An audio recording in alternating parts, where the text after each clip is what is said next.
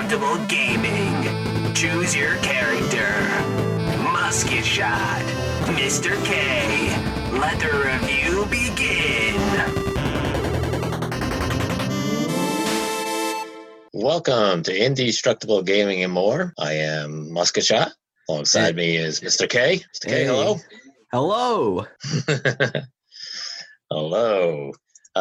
So today, our third episode, which is pretty cool to think that we've finally made it to 3, which is amazing.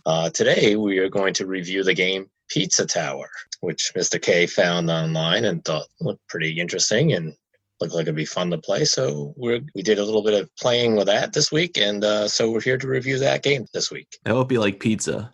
There's a lot of pizza in this game. Yes, absolutely. I mean, it's in the title. Yeah, kind of gives it away, right? So a little bit about the game. The game we played is a demo game, and it is called Pizza Tower.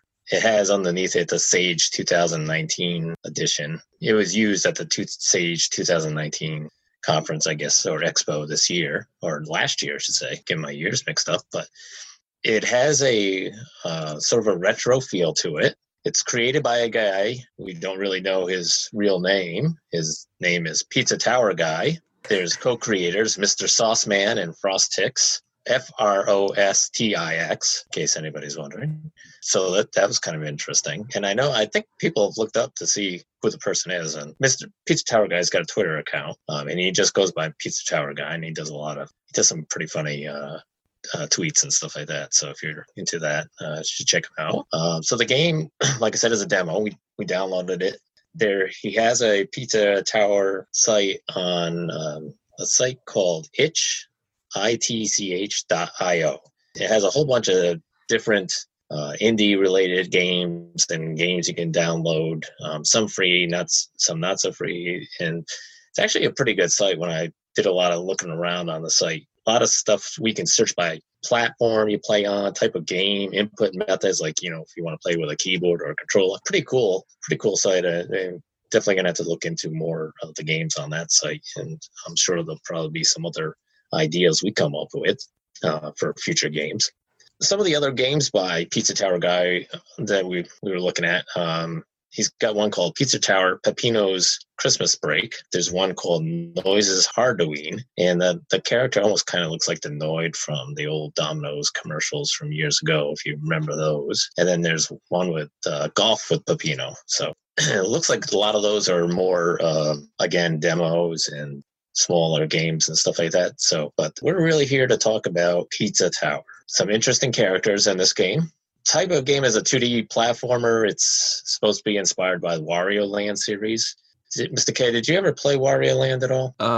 Probably on Game Boy. Yeah, I know of Wario Land. I never played it, so to be inspired by it, I was like, okay, that's cool. It has like I said, some interesting characters. The main character is Peppino Spaghetti. He's the owner of Peppino's Pizza, and yes, he has a mustache. A fine-looking mustache at that. And he kind of dresses in like your typical pizza wear at a pizza restaurant. I feel like Peppino needs a lot more of people knowing about him. Yeah, I think he does. I think it seems like there's this like kind of like cult fan club for Pizza Tower. When I was really looking around online for a lot of different things about Pizza Tower, I'm like, what is this? Like, who is this guy? Like, what's it all about? There seems to be a lot of people that are into this game and into Peppino. So I think he's got his own, huge fan club. I think he could be bigger than he is, right? So, but there's some other interesting characters in the game. There's a cheese slime. Looks like a glob of cheese that just moves along the ground. A character called Fork Knight. He's a knight in shining armor with a big fork in front of him that walks around. There's a pizza box goblin, pepperoni goblin, which is basically just a walking pepperoni with a face on it. And the Pencer, kind of like I think he kind of reminds me of like an old knight or something like that, right? to you. And then there's a winged anchovy. So the winged anchovy is you see this little flying fish flying around the little place. There's a pizzard, which a wizard, but a pizzazard. You can become a knight Peppino by in certain instances where you don some armor. There's other things where you become a ball, which is pretty funny. You roll into a ball and do different things. So they call him Ball Peppino. There's a fire butt Peppino, which I had happen to me several times in one of the levels where I landed in some hot lava and Peppino's butt was on fire, and I flew up about 3 or 4 levels. He dances around with his butt on fire, which is pretty funny. And then there's Bomb Peppino. So those are some of the characters within the game. Some of them being Peppino himself, changing into different things and doing different things. Plot of the game is really that he's a owner of a pizza restaurant, and he's delivering pizza and destroying evil towers, and he's trying to save different toppings that go on a pizza and get through the different levels. Pretty much sum it up for you as far as plot. Yeah, pretty much. He goes in the towers, collects the toppings, and then runs out, and the tower explodes, and that's it. You win.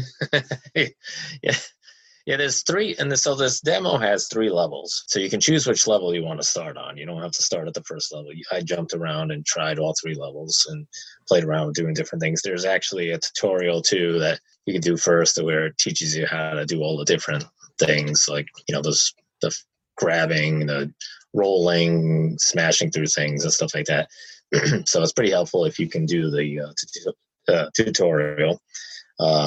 Again, this is all keyboard input method. So I think there were some people I saw on some discussion groups asking if a controller could be hooked up. And from what I saw no. I tried with a controller and it didn't work, but I didn't really try all that hard. I figured, it didn't work. I'll just stick with the keyboard. But so we talked about that it's a demo and a little bit about the background on the game, the characters and stuff like that. The plot, pretty simple. Like I said, it's 3 levels. Let's get into the gameplay and stuff like that. Graphics wise, it's sort of a retro type of game. Would you say? I felt it more like a cartoon, like a pixelated cartoon. Okay. The way the movement was, it was cartoony, it was funny, it was quirky.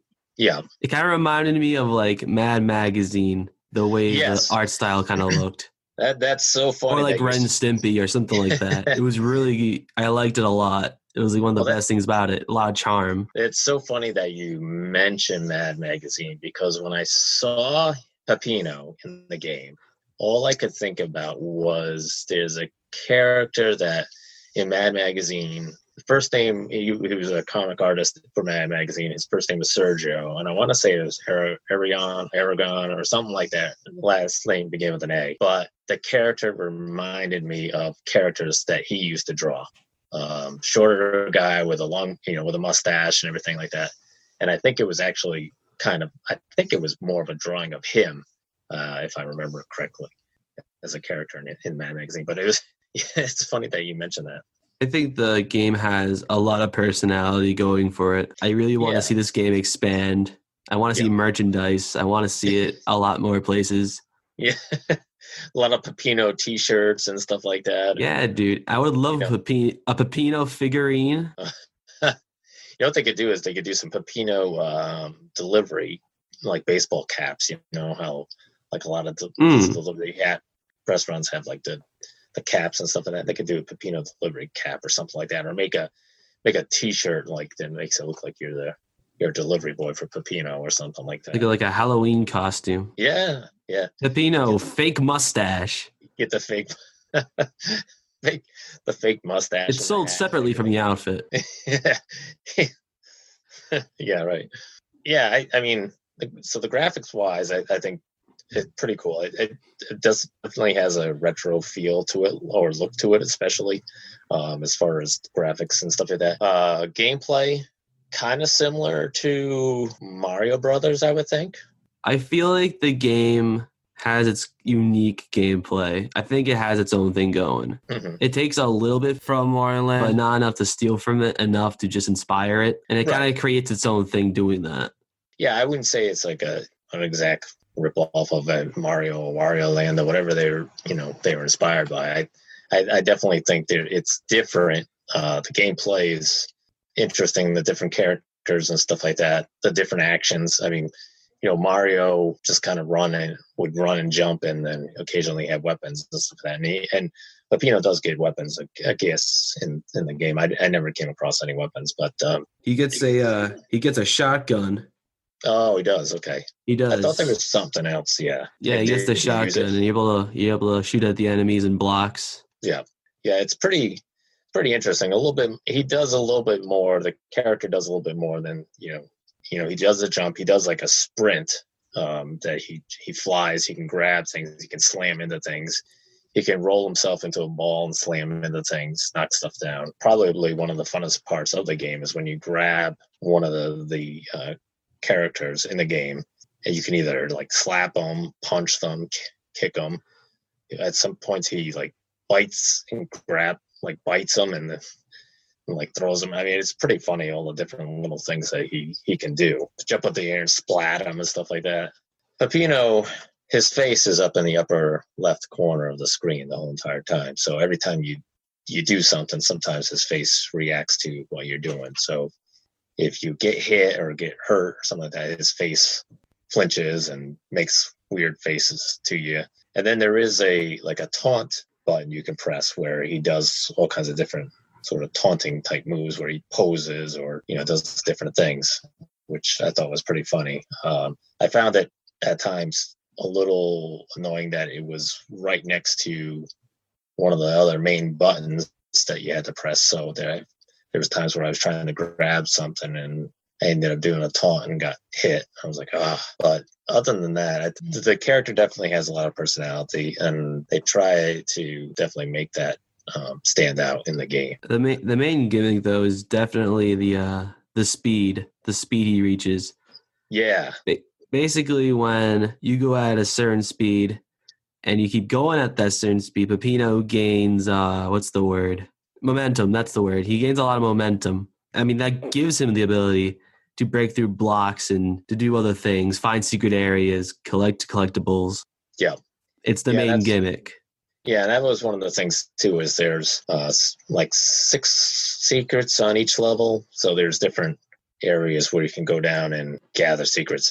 And each thing you're doing, you're obviously gaining points by things you're smashing or characters you're, getting rid of, whether you're just kicking them out of the way or throwing them out of the way, or sometimes what you do is you can do like certain combos on them and you'll get more points for taking care of those characters. And again, you're trying to gather toppings within the evil tower. So you'll come across, like, all of a sudden you'll have a mushroom, and the mushroom will be, these toppings will be following you wherever you go. There's like this, mushroom following you, or pepperoni following you, or whatever it is, whatever topping you find. It's kind of funny. One of the cool things I like most about the gameplay on it is you don't die. You just lose points. I thought it was pretty cool, because I thought when I first started playing, I'm like, oh my God, I was getting hit like so many times. Like, this is going to be tough. I'm going to keep dying. I'm never going to get through this. But you never die, which is pretty neat. So it does impact your score and you lose points and stuff like that. But you can deal with that, I think. So once you go through one of these towers, mm-hmm. you reach the end and you run or hit or whatever you'd want to do to this giant Easter Island lakehead. It sets a timer. I'm pretty sure it's like 3 minutes and 30 seconds. And you have to leave as fast as possible. And that's the main reason for the rush. And with the rush, you can also like go up walls and stuff. Mm-hmm. And that's really a cool way to get out, because with some levels, they even move blocks around in order to make it like a cooler exit or another mm-hmm. way to go. Right. It's not the same way you came in. You're going the same way out. It's just a different route. Right. I think the level design was really good. I liked it. Yeah. Every place was different. It had its own music. Yeah, that was, I was going to mention that, as far as music goes, it was different on every level. Let's hit you with the same song every single time. And after a while, you're like, oh my gosh, can't get through. It was different music on every level, which was really good. And the music was entertaining. It was fun. I really liked it a lot. I liked the music so much. Yeah, you mentioned that. And And I saw that online too. A number of people posting it in some of the discussions about the music and saying that the music was great. How do I get the soundtrack for this? I thought it was awesome. Can you release a soundtrack for it? So I think they did a really good job with adding the music to the game. It added a lot to it as far as, like I said, mixing it up. You weren't pounded with that same. That music when you leave the tower and you're trying to exit, it brings a really, really stressful music that boosts your adrenaline because you're trying to exit this tower as it explodes, but this music's going on like it's the final moments. You got to get out of there as fast as possible, or else you're screwed. Yeah. One thing the creator, Pizza Tower guy, is doing is that on this separate game, it's called Rivals of Ether. And basically that's like sort of a clone of Smash Brothers. Okay. But not necessarily. It's like its own thing. And they're doing really good at it. It's a really good game. Recommend it. But the creator of Pizza Tower is making a mod for the game where you could download and play as Peppino. Oh. It's still in development, and I really hope it's coming out soon. That would be interesting. That would be very interesting to play that and see Peppino duking it out with some others in a Smash Brothers type format. Yeah, it'd be very entertaining. So how would you give your final verdict on this game? So for me, I was thinking about it and how I would rate this game. I think right now I would rate it as a 7.5. Like I said, I like the graphics in the game. It reminded me more of a sort of a retro type game to me, but I like the graphics. I like the color in the game. The fact that you don't die pretty much while playing the game is pretty enjoyable to me.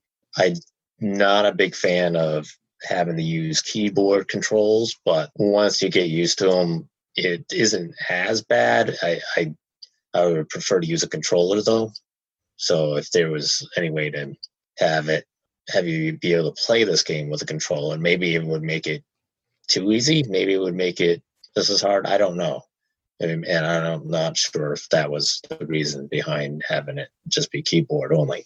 But I think the game is fun to play. I'm not sure if I would necessarily buy it. I think it was fun to play as a demo. I don't think it's my type of game, to be honest with you, to download and purchase.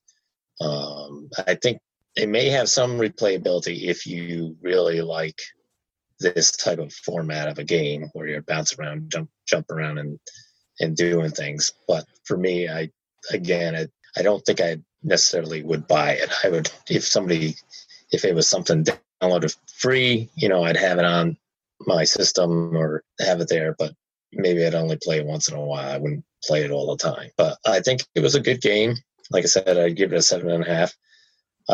They obviously put a lot of work into the game. If it is only 3 people working on it, they've done a great job with it. And they did a great job with the music and the color and everything about it. And I hope that they are able to expand on it and make it a larger game, like you said, and get Peppino Spaghetti out there and make him a household name. So how about you? I think Pizza Tower has very fun gameplay. The music is enjoyable. It's oozing, and I'm using the word oozing, with personality. And that has a lot going for it. Yeah. I was okay with keyboard controls. Mm-hmm. I mean, it's a PC game. I didn't really expect it to have Xbox functionality. Yeah. In terms of everything else, I don't think I found anything really that negative that I can think about. Other than it being short, I would like to see a full release. I would purchase that. But I would also like to see it, if it gets popular enough, being ported to like a Nintendo Switch or Xbox or something like that. It'd be cool to see. Yeah. And I could see that happening, especially getting on one of their systems as an indie game and purchasing it for, whatever. I mean, I don't think it would sell for $20 or something like that, but I know there's a lot of indie games that are on. That's the other reason why I'm going to rate this a little lower. Mm-hmm. Because there are other games out there pretty much like it. Yeah. So if I had to rate this game individually from the others, I'd probably have to say 8.5. Oh, 8.5. Oh, wow. Okay. Like I said, I think the personality pushed the game a little a little further. Yeah, I think this is a fun game. It was the fact that it was inspired by Wario Land. I think if you like that game, certainly worth trying out. It's free demo, so certainly isn't going to cost you anything. Remember, it's on itch.io. So would you want to tell the folks what our next game is? Sure, yeah. So next game is a game Xbox that we'll be playing this. It's on the Game Pass currently. And it's a game called Kona, Kona.